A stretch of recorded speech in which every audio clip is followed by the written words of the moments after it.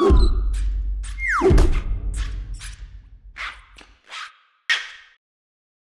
everyone, it's Peter here with GoodReader.com, and we have the InkBook Lumos by Artatech. This is the front of the box.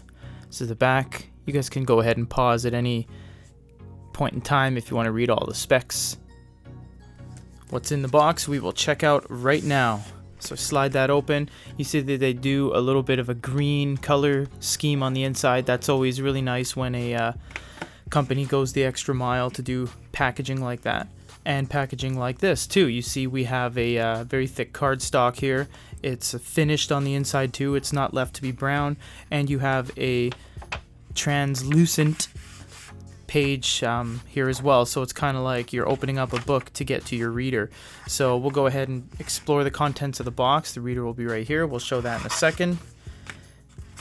And we have some documentation and the like here. So we have quick start guide. We're not going to go through every page here because there's, let's see, 1, 2, 3, 4, 5, 6, like 12 languages here. So that's pretty nice. We'll just focus on the English one. Shows you some information on how to get started. Again, you guys can pause the video at any point in time if you want to see that.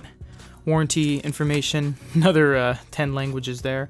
So that's really nice to have warranty information. And you have your USB cable. And we will open this up entirely for you guys. We're not going to really use this, so when we do a giveaway, I'll very nicely put it back in a bag.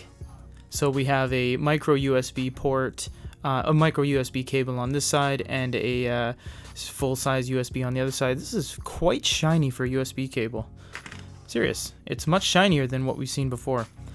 Here's the InkBook itself. You have a button here. I'm not sure if that's a back step button, a home button, or a menu button.